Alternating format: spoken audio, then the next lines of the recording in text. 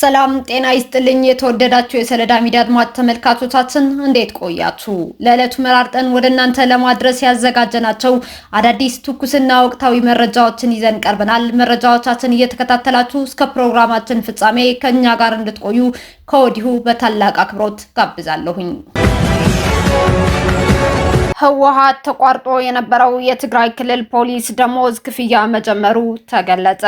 ለተከታታይ 3 ወራት ተቋርጦ የነበረው የትግራይ ክልል ፖሊስ አባላት ደሞዝ ከትናንትና ዕለት ግንቦት 10 2018 ዓ.ም ጀምሮ መፈንቅለ መንግስት በማድረግ ስልጣን የተቆናጠጠው ህወሓት እየከፈለ መሆኑ ተገልጿል። ከክልሉ በወጡ መረጃዎች መሰረት ይህ የክልሉ ፖሊስ ደሞዝ ክፍያ እንዲለቀቅ ህገወጥ ህወሓት ያደረገበት ሴራዎች የተጋለጡ ሲሆን ከነሱም መካከል የትግራይ ክልል ጊዜያዊ አስተዳደር ፕሬዝዳንት ሌተናል ጀነራል ታደሰ ወረደና የትግራይ ክልል ፖሊስ ኮሚሽነር ሜጀር ጀነራል ገብረዴላ በፖለቲካዊ ዓላማ ክፍያውን እንዳገዱ የሚገልጽ ፕሮፓጋንዳ ለመፍጠር አንዳንድ የፖሊስ አባላት የታደሰ ወረደ ደጋፊዎች ናቸው ተብለው በመጠርጠራቸው የተፈጠረው ፖለቲካዊ ቅሬታ ለማርገብ አብዛኞቹ የትግራይ ክልል ፖሊስ አባላት የቀድሞ የህወሓት ታጣቂዎች በመሆናቸው አሁን ያለው ሁኔታ በማገናዘብ ዳግም ጽንፈኛ ህወሓት ለማድረግ ባሰበው ጦርነት ወደ ትግል እንዲመለሱ የተወሰደ ሴራ።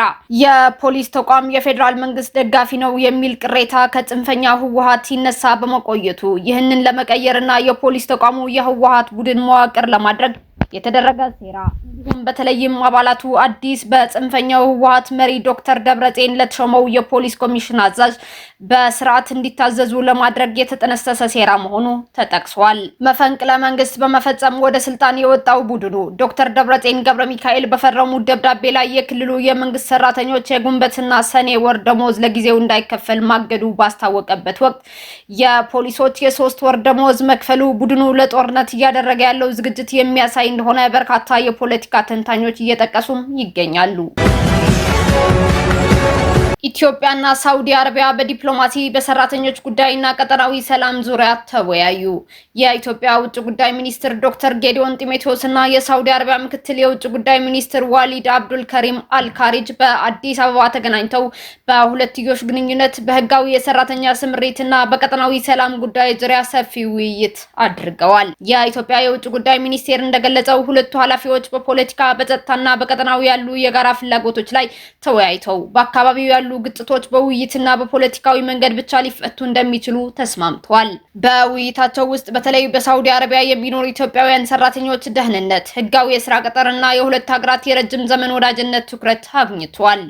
የኢትዮጵያ የውጭ ጉዳይ ሚኒስትር ዶክተር ጌዲዮን ጢሞቴዎስ የሳውዲ አረቢያ መንግስት በሀገሪቱ ውስጥ የሚኖሩ ኢትዮጵያውያን ዜጎችን ደህንነት እንዲያስጠብቅ ጠንካራ ጥሪ አቅርበዋል።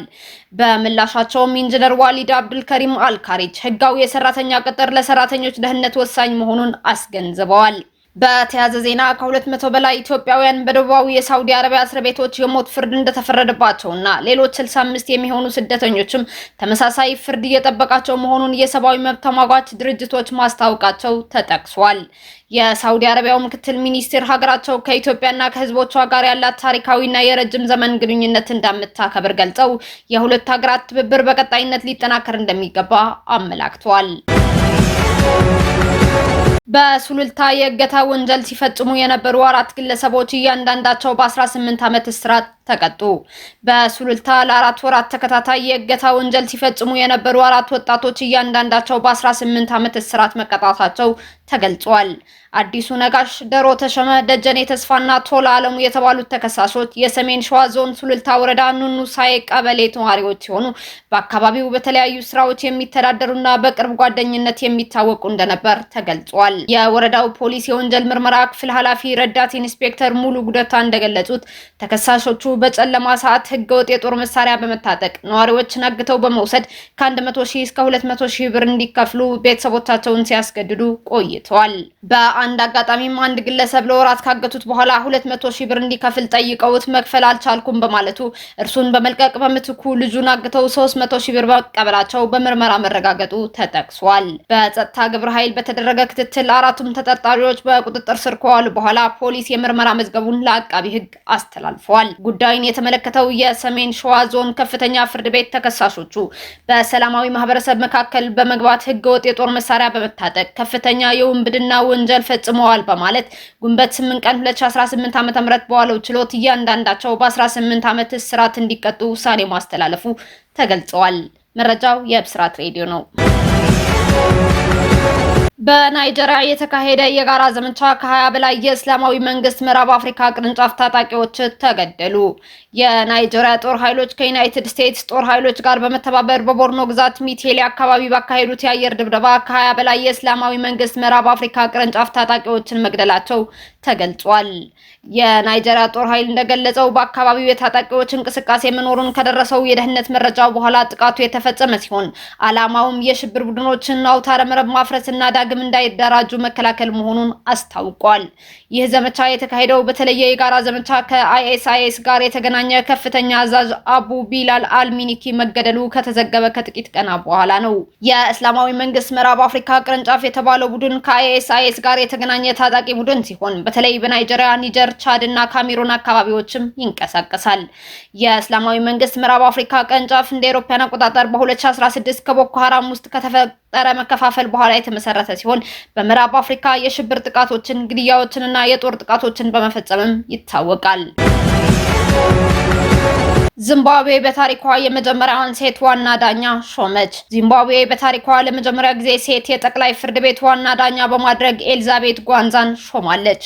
የሀገሪቱ የፕሬዝዳንታዊ ኮሚኒኬሽን መመሪያ እንዳስታወቀው ሹመቱ በዚምባብዌ የፍትህ ስርዓት ውስጥ ታሪካዊ ምዕራፍ የከፈተ እርምጃ ብሎታል። ኤልዛቤት ጓንዛ በዚምባብዌ የህግ ትምህርት ካገኙ የመጀመሪያዎቹ ጥቁር ሴቶች መካከል አንዷ ሲሆኑ በፍትህና በማህበረሰብ ልማት ተቋማት ውስጥ በከፍተኛ ኃላፊነት ላይ አገልግለዋል። እንዲሁም በደቡባዊ አፍሪካ የሴቶችና የህግ ምርምር ፕሮጀክት በመመስረትና በማስተባበር የሴቶች መብትና የህግ ተጠቃሚነት ለማጠናከር ጉልህ ሚና ተጫውተዋል።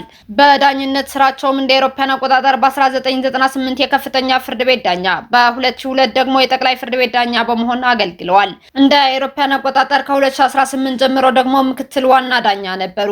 ከሀገር ውስጥ ልምዳቸው ባሻገር በቀድሞዋ ዩጎስላቪያ ለተፈጸሙ ወንጀሎች በተቋቋመው ዓለም አቀፍ ፍርድ ቤት ውስጥም በዳኝነት በመሳተፍ ሀገራቸውን በዓለም አቀፍ መድረክ ያስጠሩ የህግ ባለሙያ መሆናቸው ተጠቅሷል። ትራምፕ በኢራን ላይ የታቀደውን ጥቃት ለጊዜው አራዘሙ። የአሜሪካው ፕሬዝዳንት ዶናልድ ትራምፕ በኢራን ላይ ሊፈጽሙት የነበረውን የጦር ጥቃት ለጊዜው ማራዘማቸውን አስታውቀዋል። ትራምፕ እንደገለጹት ሳውዲ አረቢያ፣ ኳታር እና ዩናይትድ አረብ ኤሚሬቶች ጨምሮ የባህረ ሰላጤ ሀገራት ጥቃቱ እንዳይፈጸም ጥያቄ አቅርበውላቸዋል። ለዛሬ ማክሰኞ የታቀደው ጥቃት ለዲፕሎማሲ እድል ለመስጠት ለጊዜው ቢቆምም ትራምፕ ከኢራን ጋር ያለው ውይይት ካልተሳካ አሜሪካ ወደ ወታደራዊ እርምጃ ልትመለስ እንደምትችል አስጠንቅቀዋል። ፕሬዝዳንት ትራምፕ በትሩዝ ሶሻል ላይ ባሰፈሩት መልእክት ኢራን ተቀባይነት የሌለው አቋም ካቀረበች ፔንታጎን በተጠንቀቅ ሁኔታ ለጥቃት ዝግጁ እንዲሆን መታዘዙን ገልጸዋል። በሌላ በኩል በሳንዲያጎ በአንድ መስጊድ ላይ በተፈጸመ የተኩስ ጥቃት 3 ሰዎች ህይወታቸው አጥተዋል። ፖሊስ እንዳስታወቀው ከሟቾቹ መካከል አንዱ የ8 ልጆች አባት የሆነው በደህንነት ጥበቃ ስራ ላይ የነበረ ሲሆን ብዙ ሰዎችን ለማዳን ራሱን መስዋዕት አድርጓል። በጉዳይ ዙሪያ የሚደረገው ምርመራ ቀጥሎ ያለ ሲሆን ፖሊስ ጥቃቱ ከጥላቻ ወንጀል ጋር የተያያዘ ሊሆን እንደሚችል ገልጿል። እስካሁን አብራችሁን ከኛ ጋር ስለነበራችሁ እያመሰገንኩኝ በሌሎች መረጃዎች እስክንመለስ እንደተለመደው የሶለዳ ሚዲያ ቤተሰብ በመሆን ላይክ፣ ሼር፣ ሰብስክራይብ ማድረጋችሁን አትርሱ። አዳዲስ ትኩስና ወቅታዊ መረጃዎቻችን በቶሎ እንዲደርሷችሁ የደወል ምልክቷን ይጫኑ። ስኬት፣ ድልና ሰላም ለኢትዮጵያውያን። ሶለዳ ሚዲያ